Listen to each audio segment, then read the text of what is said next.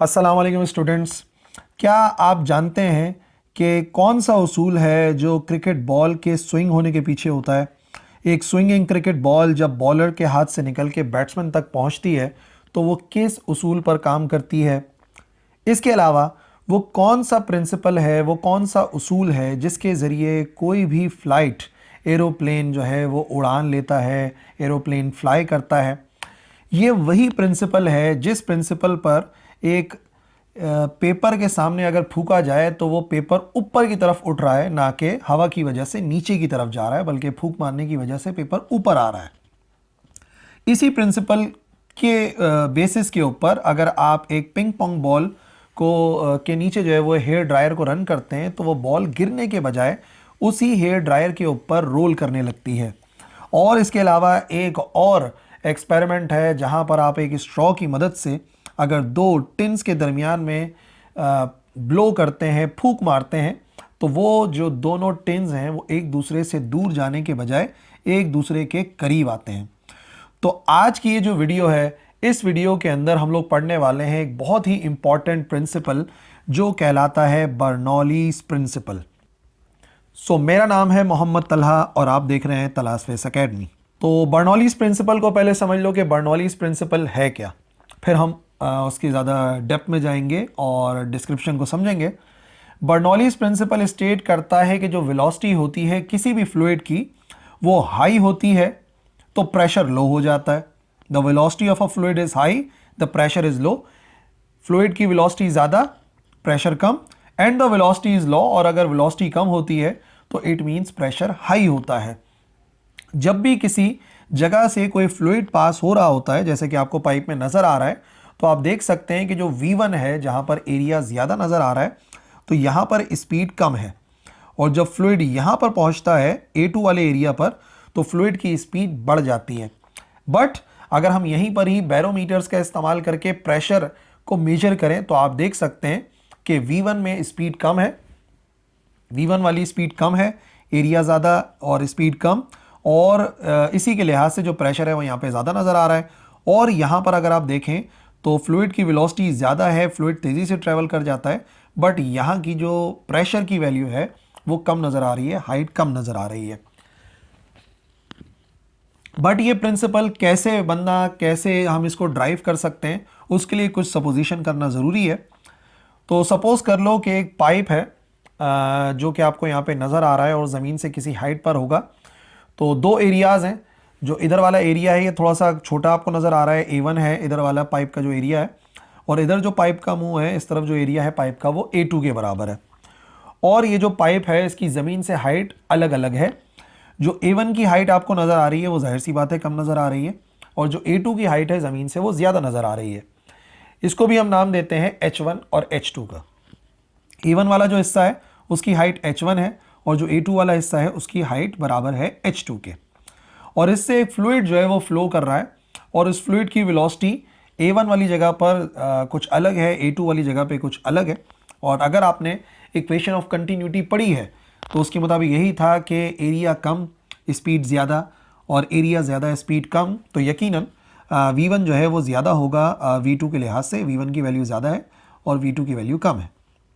तो A1 पर यानी कि एरिया 1 के ऊपर जो फ्लूइड की वेलोसिटी है वो V1 है, और एरिया 2 पे जो फ्लूइड की वेलोसिटी है उसको हमने शो किया हुआ है V2 से। इसके अलावा अगर मैं यहाँ पर एक एलिमेंट सपोज कर लेता हूँ, उस पूरे फ्लूइड को सपोज करने के बजाय एक छोटा सा हिस्सा सपोज कर लेता हूँ जो रेड से नज़र आ रहा है, तो इसकी जो लेंथ है इसको बोल देते हैं डेल्टा x1। यहाँ पे जो लेंथ कवर कर रहा है, जो फ्लूइड की लेंथ है, जो एलिमेंट मैंने सपोज करा है वो डेल्टा x1 है, because it is small element, तो उसके लिए हम इस्तेमाल करते हैं डेल्टा। और जब वो ऊपर की तरफ पहुँचता है तो वहाँ पे जो हम सपोज करेंगे एलिमेंट वो थोड़ा सा हाइट में ज़्यादा नज़र आएगा, और जो उसका डिस्टेंस है वो कम हो जाएगा, जिसको हमने यहाँ पर शो किया हुआ है डेल्टा x2 से। तो इधर जो एलिमेंट है वो डेल्टा x1 है उसकी लेंथ, और यहाँ पे जो एलिमेंट है उसकी लेंथ बराबर है x2 के। तो अगर उसी फिगर को मैं यहाँ पे ड्रॉ कर लेता हूँ तो हम ड्राइव कर सकते हैं बर्नौलीज़ इक्वेशन को, जिससे बर्नौलीज़ प्रिंसिपल को समझने में आसानी होगी। तो याद रखिए बर्नौलीज़ प्रिंसिपल जो है ना वो बेसिकली एक बड़े कॉमन से प्रिंसिपल के ऊपर काम करता है। जब हमने इक्वेशन ऑफ कंटिन्यूटी ड्राइव की थी तो मैंने कहा था वो डिपेंड करता है law of conservation of mass पे, और जो बर्नौलीज प्रिंसिपल है basically it is a form of law of conservation of energy. Basically ये जो लॉ है वो law of conservation of energy की ही एक शक्ल है, वो इंशाल्लाह अभी आप क्लियर समझ जाएंगे। तो देखिए होता क्या है कि यहाँ से इस फ्लूइड के ऊपर फोर्स अप्लाई की जा रही होती है, ठीक है, कोई फोर्स हम अप्लाई करते हैं, वर्क डन कर रहे होते हैं जिसकी वजह से ऊपर जाता है, यकीनन कोई पंप हमने लगाया होता है इस फ्लूइड को ऊपर की तरफ पहुँचाने के लिए, और यहाँ से जो एयर है वो फोर्स अप्लाई करती है उसके अगेंस्ट, उसके रोकने के लिए। जाहिर सी बात है हमें यहाँ से ज़्यादा फोर्स अप्लाई करनी पड़ेगी इसको ऊपर की तरफ पहुँचाने के लिए। तो दोनों फोर्सेस हमने सपोज कर ली, यहाँ पे फोर्स F1 है और यहाँ पे फोर्स F2 के बराबर है। अब बेसिकली होगा क्या कि जो वर्क डन यहाँ पर किया जा रहा है इस फ्लूइड के ऊपर, उसकी वजह से क्या हो रहा है, फ्लूइड की कौन सी एनर्जी में इजाफा देखने में आएगा हमारे वर्क की वजह से। आप देख सकते हैं कि जब भी हम यहाँ पे वर्क करेंगे तो फ्लूइड की स्पीड एक तो बढ़ेगी, यहाँ पे फ्लूइड रुका हुआ है, मेरे फोर्स अप्लाई करने की वजह से उसकी स्पीड में इजाफा होगा, ठीक है, यानी कि उसकी काइनेटिक एनर्जी इंक्रीज होगी। और दूसरी बात, जब मैं फोर्स अप्लाई कर रहा हूँ तो जो फ्लूइड है वो कम हाइट से ज़्यादा हाइट की तरफ जा रहा है, और जब भी फ्लूइड कम हाइट से ज़्यादा हाइट की तरफ जाता है इट मीन्स कि उसकी पोटेंशियल एनर्जी भी इंक्रीज हो रही है। तो इसका मतलब क्या हुआ, according to law of conservation of energy, अगर मैं इस्तेमाल करता हूं law of conservation of energy, तो उसके मुताबिक जो हम वर्क डन कर रहे हैं, वर्क डन ऑन फ्लूइड, वो दो हिस्सों में कन्वर्ट हो रहा है, ठीक है। किस में कन्वर्ट हो रहा है, एक तो जो काइनेटिक एनर्जी है फ्लूइड की वो बढ़ रही है, और दूसरा चेंज आ रहा है उसकी पोटेंशियल एनर्जी में। फ्लूइड की काइनेटिक एनर्जी बढ़ रही है, पोटेंशियल एनर्जी भी बढ़ रही है। इसका मतलब सिंपल सी लॉजिक क्या है, जो वर्क डन है वो एक्चुअली बराबर होगा change in kinetic energy plus change in potential energy के।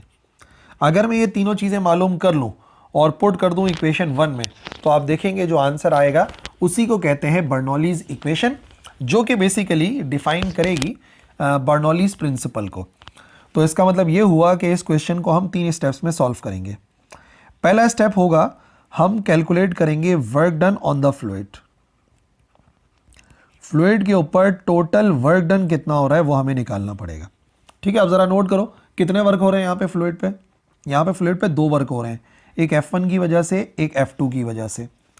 तो अगर हम डेफिनेशन इस्तेमाल करें according to the definition of work done, अगर हम वर्क डन की डेफिनेशन को इस्तेमाल करते हैं तो W सिंपली बराबर होता है FS के, अगर फोर्स और डिस्प्लेसमेंट सेम डायरेक्शन में होते हैं। अब यहाँ पे 2 पॉइंट सपोज कर लेते हैं, इधर वाले पोर्शन को 0.1 बोलेंगे, इधर वाले पोर्शन को 0.2 बोलेंगे, ठीक है। तो हम जो है ना 2 वर्क डन कैलकुलेट करेंगे। सबसे पहले कैलकुलेट कर लेते हैं एट पॉइंट ए पर कितना वर्क हो रहा है, तो फॉर्मूला क्या बनेगा, W1 कर देते हैं इज इक्वल टू फोर्स कितनी लग रही है, फोर्स लग रही है F1, और डिस्प्लेसमेंट कितना कवर हो रहा है, डिस्प्लेसमेंट कवर हो रहा है डेल्टा x1, ठीक है। F1 आ गया, साथ में डेल्टा x1 आ गया। और एक फार्मूला और है जो हम यहाँ पर इस्तेमाल करेंगे, आपको पता है प्रेशर का जो फार्मूला होता है, प्रेशर बराबर होता है फोर्स पर यूनिट एरिया। तो इसका मतलब फोर्स की वैल्यू क्या बनती है, F बराबर होता है P इंटू ए के। अगर इस लॉजिक को यहाँ पर इस्तेमाल करें तो F1 की जगह पे क्या लिख सकते हैं हम, W1 बराबर आएगा F1 की जगह पर, इधर जो भी प्रेशर होगा उसको P1 से शो करेंगे 0.1 वाला, और जो एरिया है वो ऑलरेडी हम लोग A1 के बराबर कह चुके हैं। तो प्रेशर हो जाएगा P1 A1, और डेल्टा एक्स तो अपनी जगह पे लिखा हुआ ही है, सिर्फ F की जगह पे प्रेशर और एरिया का प्रोडक्ट आ गया। ये वर्क डन आ गया एट पॉइंट ए, या समझ लो ड्यू टू फोर्स F1।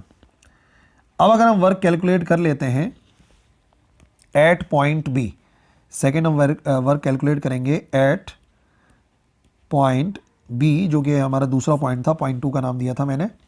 तो वर्क की डेफिनेशन क्या बनेगी, W2 बराबर आएगा F2 डेल्टा x2 के, किसके बराबर आएगा, F2, और यहाँ पे डेल्टा x2 है तो हम लिख देंगे F2 डेल्टा x2।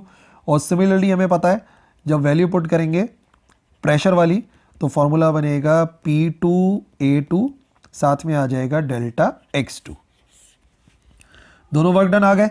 पॉइंट 1 वाला आ गया, पॉइंट 1 वाला हमने ए लिख दिया यहाँ पे, पॉइंट 1 है, पॉइंट 1 वाला आ गया, और फिर पॉइंट 2 वाला, दोनों पॉइंट का मैंने फाइंड कर लिया। नाउ नेट वर्क डन मालूम करना है, या हमें मालूम करना है टोटल वर्क डन। तो टोटल वर्क डन बराबर आएगा W के, और W बराबर होगा W1 माइनस W2 के। अब आप सोचोगे कि मैंने माइनस क्यों कराया W1 में से W2, क्योंकि दोनों की डायरेक्शन अपोजिट है। हम यहाँ पे वर्क डन कर रहे हैं टुवर्ड्स राइट साइड, और जो सेकंड वर्क डन हो रहा है वो लेफ्ट साइड पर हो रहा है। और जाहिर सी बात है जो पंप का वर्क डन है वो ज़्यादा है हमारी सपोजिशन के मुताबिक, क्योंकि फ्लूइड ऊपर की तरफ मूव कर रहा है। तो W1 की value P1 A1 delta X1, और इधर हो जाएगा माइनस का W2 की वैल्यू, ये होगा P2 A2, और साथ में आ जाएगा डेल्टा X2। ठीक है, ये हमारे पास आ गया वर्क डन। अब ज़रा एक बड़ा इंपॉर्टेंट काम पहले भी कर सकते थे, यहाँ पे भी कर सकते हैं। वो क्या है, आपको मालूम होना चाहिए area multiply by height actually किसके बराबर होता है। एरिया मल्टीप्लाई बाय हाइट बराबर होता है वॉल्यूम के। यानी एरिया को अगर मल्टीप्लाई कर दें उसकी तीसरी डायमेंशन से, तो जो आंसर आता है वो वॉल्यूम आता है। तो आप देख सकते हैं यहाँ पे A1 X1 A2 X2 दोनों आ गए।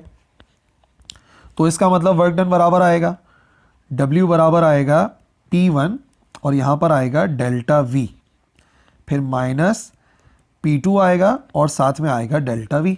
अब डेल्टा V के साथ 1 और 2 क्यों नहीं लिखा, याद रखिए वॉल्यूम तो सेम ही रहेगा ना। अगर यहाँ से 1 लीटर ऑफ वाटर ट्रेवल कर रहा है तो ऊपर भी 1 लीटर ऑफ वाटर ही पहुँचेगा। एरिया अलग है और एरिया की वजह से डिस्टेंस अलग हो गया, बट एक्चुअली जो वॉल्यूम है वो तो सेम ही रहेगा ना। बात समझ रहे हो। यहाँ पे आप देख सकते हो थोड़ा सा फैला हुआ सा नज़र आ रहा है आपको, डेल्टा X1 ज़्यादा वैल्यू है बट एरिया भी तो कम है, और यहाँ पे आप देखो एरिया ज़्यादा हो गया तो डेल्टा X2 कम हो गया। दोनों के मल्टीप्लाई होने के बाद सेम आएगा, क्योंकि जो वॉल्यूम का फ्लो रेट है वो तो इक्वल ही रहेगा, जितना यहाँ से जा रहा है उतना ही ऊपर पहुँचेगा। तो इसका मतलब यहाँ पर आना चाहिए डेल्टा V। और वर्क डन की वैल्यू को मालूम करने के लिए एक काम ये कर लो कि आप कॉमन ले लो, डेल्टा V कॉमन आएगा, ये बनेगा P1 माइनस P2, और साथ में कॉमन आ जाएगा डेल्टा V, यानी कि चेंज इन वॉल्यूम। ओके, तो हमारी जो इक्वेशन नंबर 1 थी, 3 चीज़ें थी इसमें, वर्क था, काइनेटिक एनर्जी और पोटेंशियल एनर्जी। वर्क आ गया, अभी रह गया काइनेटिक एनर्जी और पोटेंशियल एनर्जी। फिगर को इधर दोबारा पेस्ट कर देते हैं ताकि काइनेटिक एनर्जी जब कैलकुलेट कर रहे हो, पोटेंशियल एनर्जी कैलकुलेट कर रहे हो, थोड़ा सा काम आसान हो जाए। तो सेकंड काम क्या था हमारा, सेकंड काम हम ये कर लेते हैं कि हम change in potential energy calculate कर लेते हैं। Change in potential energy, change in potential energy का मतलब जो पॉइंट 1 की पोटेंशियल एनर्जी है, जो पॉइंट 2 की पोटेंशियल एनर्जी है, दोनों का फ़र्क निकालना है। ठीक है, तो चेंज इन पोटेंशियल एनर्जी कैसे आ सकता है, जो पॉइंट 2 की पोटेंशियल एनर्जी है वो ज़्यादा है, उसमें से माइनस कर दो पॉइंट 1 की पोटेंशियल एनर्जी, दोनों का डिफरेंस जो है वो चेंज इन काइनेटिक एनर्जी को शो करेगा।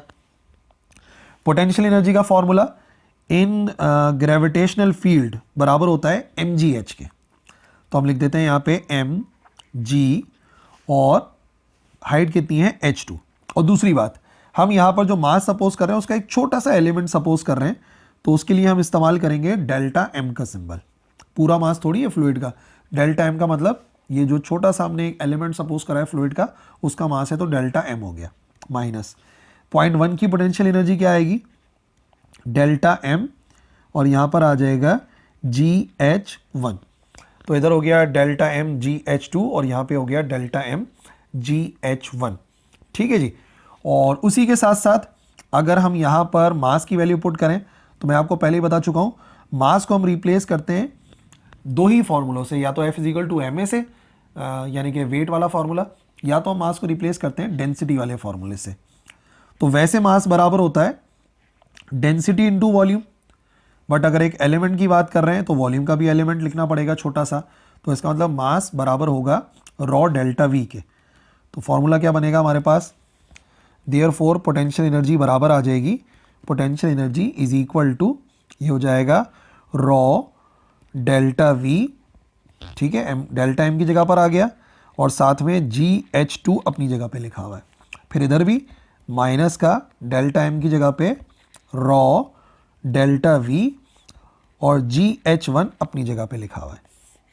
ये आ गया पोटेंशियल एनर्जी का चेंज।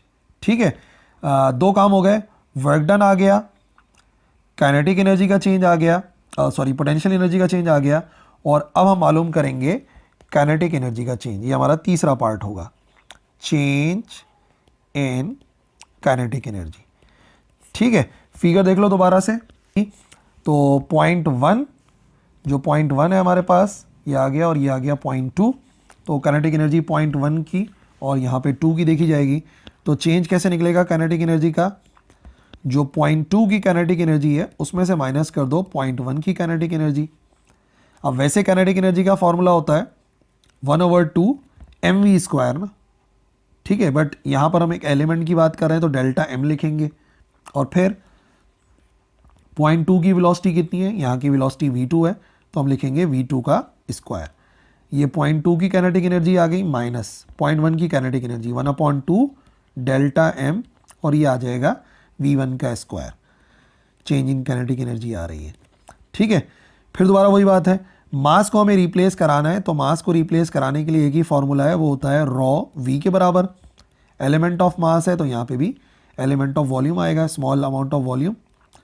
देयरफॉर काइनेटिक एनर्जी का जो चेंज है वो बराबर आएगा 1/2 रॉ डेल्टा V, ये वॉल्यूम है, और पहले से लिखा हुआ है v2 का स्क्वायर। वॉल्यूम का v बड़ा होता है और स्पीड का या वेलोसिटी का छोटा होता है। माइनस 1/2 डेल्टा M की जगह पे रॉ डेल्टा V, और ये हो जाएगा v1 का स्क्वायर। ठीक है, ये हमारे पास आ गई काइनेटिक एनर्जी की वैल्यू कि काइनेटिक एनर्जी में कितना चेंज आएगा। पोटेंशियल एनर्जी आ गई, काइनेटिक एनर्जी आ गई, वर्क डन आ गया। अब ये तीनों वैल्यूज उठा के हम पुट करेंगे इक्वेशन 1 में। ये सारी values putting in equation 1, putting in equation 1। क्या रिजल्ट मिला, वर्क डन का क्या आंसर आया था, W = P1 माइनस P2, साथ में आ रहा था delta V, is equal to change in kinetic energy 1/2 rho delta V, v2 का square minus 1/2 rho delta V, v1 का स्क्वायर। और फिर change in potential energy, potential energy का चेंज आया rho delta V GH2 minus rho delta V GH1। ठीक है, ये सारी वैल्यूज़ आ गई।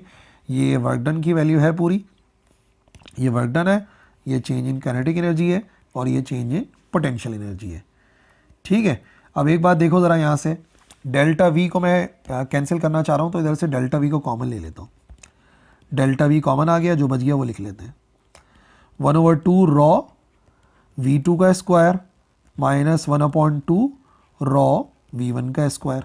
ठीक है, फिर plus rho GH2 minus rho GH1। अगर आपके जहन में आ रहा है कि रॉ भी तो कॉमन आ रहा है, बट उसका फ़ायदा नहीं होगा। डेल्टा V तो इस वजह से कॉमन लिया है कि कॉमन लेने के बाद वो एटलीस्ट वो कैंसिल हो जाएगा। तो अब क्या होगा, ये जो डेल्टा V है ये डेल्टा V से हो गया कैंसिल। कैंसिल होने के बाद जो बचा उसे लिख लेते हैं, P1 minus P2 is equal to 1/2 rho v2 का स्क्वायर माइनस 1/2 रॉ v1 का square plus rho GH2 minus rho GH1। अब क्या करना है, 1 वाली वैल्यूज एक तरफ लिख लो, 2 वाली वैल्यूज एक तरफ ले जाओ। P1 इधर ही रहा, माइनस की ये जो वैल्यू है 1 वाली माइनस की इधर आके प्लस हो जाएगी 1/2 रॉ v1 का स्क्वायर, और ये माइनस का इधर आके हो जाएगा प्लस रॉ GH1। 1 वाली वैल्यूज एक तरफ आ गई, माइनस का P2 इधर ले जाओ, ये आ गया P2। फिर आ गया हमारे पास ये प्लस का 1/2 रॉ v2 का स्क्वायर प्लस पहले से लिखा हुआ है रॉ GH2। अब आप देखो लेफ्ट हैंड साइड और राइट हैंड साइड पे जो कुछ लिखा हुआ है बिल्कुल सेम है, 1 और 2 का डिफरेंस आ रहा है बस दोनों का ना, इधर 1 है इधर 2 है। तो हम ये कह सकते हैं, और we can write as pressure plus 1/2 rho v का square plus rho G H, ये जो वैल्यूज़ होती हैं ये हमेशा हमेशा किसके बराबर आती हैं? कांस्टेंट के। सही है, ये आप लोगों ने उसमें भी याद होगा, अगर गैस लॉज में पढ़ा होगा तो हम ऐसे लिखते हैं ना, या तो हम लिखते हैं P1 V1 बराबर होता है P2 V2 के, नहीं तो हम सीधा सीधा लिख देते हैं कि PV किसके बराबर होता है? कांस्टेंट के।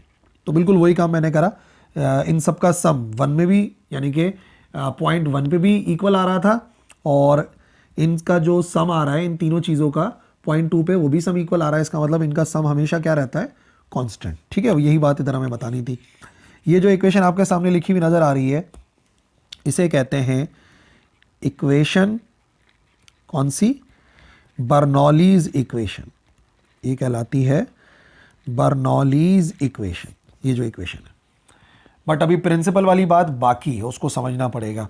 अच्छा हाँ, एक और बात बताऊं, यहाँ पे जो तीनों फैक्टर्स आ रहे हैं ना, इनके कुछ स्पेसिफिक नेम्स हैं। देखो ये जो लिखा हुआ है रॉ जी एच, बेसिकली ये हम लोगों ने यूनिट 6 में ही पढ़ा था। ये स्टैटिक प्रेशर को शो करता है कि जब फ्लूइड रुका होता है तो उसका स्टैटिक प्रेशर कितना होता है। अच्छा, ये जो लिखा हुआ है 1/2 रॉ वी स्क्वायर, ये मूवमेंट की वजह से प्रेशर जनरेट हो रहा है, इसे कहते हैं डायनामिक प्रेशर। ठीक है, और ये जो प्रेशर यहां पे आपको लिखा हुआ नजर आएगा, ये वाला जो प्रेशर है, बेसिकली ये टोटल या जो एटमॉस्फेरिक प्रेशर होता है ये उसे शो कर रहा है। ठीक है, कि टोटल प्रेशर उसके ऊपर कितना अप्लाई हो रहा है। तो आप ये भी कह सकते हो कि जो टोटल प्रेशर होता है, जो डायनामिक प्रेशर होता है, फ्लूइड का प्रेशर होता है, applied pressure, dynamic pressure, static pressure, इनका जो सम होता है वो इक्वल रहता है। ठीक है जी। अब एक बात, इसको कुछ नाम देता हूं मैं, इक्वेशन ए का नाम देता हूं। फॉर एग्जाम्पल, अगर इन केस जो फ्लूइड फ्लो कर रहा है वो सेम हाइट पे फ्लो कर रहा है, यानी कि जो पाइप है वो इधर से लेके इधर तक का एक सेम पाइप है, जिसकी अगर हाइट नापी जाए, ठीक है, इधर की जो हाइट है h1, वही इधर की भी हाइट है h2। ठीक है, मैं ये कह रहा हूं कि एक पाइप जिसमें फ्लो कर रहा है तो हाइट अप्रॉक्सीमेटली बराबर है, तो h1 h2 बराबर होंगे। तो नतीजे में जो इक्वेशन ए थी उसको हम कैसे लिख सकते हैं? P1 प्लस 1/2 रॉ V1 का स्क्वायर प्लस रॉ जी H1 था ना, इक्वेशन ए में रॉ जी H1 था, बट मैं तो कह रहा हूँ H1 H2 दोनों बराबर हैं, तो दोनों के कॉमन नेम दो H, इधर लिख देंगे rho G H is equal to P2 plus 1/2 rho V2 का स्क्वायर प्लस रॉ जी, और H1 की जगह पे, H2 की जगह पे भी H ही आएगा। तो हुआ क्या, ये जो पूरी वैल्यू है ये इससे हो जाएगी कैंसिल। तो इसका मतलब ये बराबर रहते हैं, क्या बराबर रहता है? P1 हाफ रॉ V1 का स्क्वायर बराबर होता है P2 हाफ रॉ V2 के स्क्वायर के, जिसको हम और कैसे लिख सकते हैं? और we can write as pressure plus 1/2 rho V square always remains constant. अब ये जो इक्वेशन आई ना, इससे क्या साबित हो रहा है? देखो 1/2 और रॉ तो चेंज होता नहीं है, इसका मतलब दो ही चीजों का रिलेशन बन रहा है, वो ये है कि स्पीड और प्रेशर का जो सम है एक्चुअली वो किसके बराबर रहता है? कांस्टेंट के बराबर। ठीक है, रॉ और हाफ तो चेंज हो नहीं रहा, V और P यानी कि प्रेशर का जो सम है वो कांस्टेंट रहता है। तो क्या हो गया? रिलेशन क्या बन गया? रिलेशन ये बन गया कि अगर किसी फ्लूइड की स्पीड को आप इंक्रीज करेंगे तो ऑटोमेटिकली प्रेशर अपने आप को कम कर लेगा, और अगर किसी फ्लूइड की स्पीड को आप कम करेंगे तो ऑटोमेटिकली प्रेशर अपने आप को बढ़ा लेगा। तो इसका मतलब ये दो हमारे पास केसेस निकल कर आए हैं, स्पीड ज़्यादा प्रेशर कम, स्पीड कम प्रेशर ज़्यादा, जिसे कहते हैं बर्नौलीज प्रिंसिपल। ठीक है, जिसके उसूल के ऊपर वो सारी एग्जाम्पल्स काम कर रही थी जो कि मैंने आपको समझाई थी, और उसकी एक्सप्लेनेशन इंशाल्लाह अगले लेक्चर के अंदर होगी। ज़रूर देखना उसको अगर इंटरेस्टेड हो उसकी एक्सप्लेनेशन जानने में। और अहम बात यह है, ये बात समझ में आ गई ना कि इनका सम हमेशा कांस्टेंट रहता है। फॉर एग्जांपल, इनिशियली इनका सम बराबर आ रहा था 50 के, जिसमें से जो P है उसका कंट्रीब्यूशन फॉर एग्जांपल 20 था, और 1/2 रॉ V स्क्वायर यानी कि एक्चुअली V का जो कंट्रीब्यूशन है वो 30 था। अब अगर फॉर एग्जांपल मैं स्पीड को बढ़ा देता हूँ, स्पीड को मैं इंक्रीज करके कर देता हूँ 40, तो अब नतीजे में 50 तो चेंज हो नहीं सकता, सम तो चेंज हो नहीं सकता, कांस्टेंट होगा, तो इसका मतलब ऑटोमेटिकली जो प्रेशर है वो अपनी वैल्यू को क्या करेगा, कम कर लेगा, 10 करेगा, ताकि 40 और 10 भी 50 के बराबर हो जाए। ये बात मैं समझाना चाह रहा हूं कि इनका सम हमेशा कांस्टेंट रहता है। ठीक है जी, तो ये था हमारा आज का लेक्चर अबाउट बर्नौलीज प्रिंसिपल और बर्नौलीज इक्वेशन, और उम्मीद करता हूं आपको समझ में आया होगा। Thank you very much for watching. अल्लाह हाफिज़।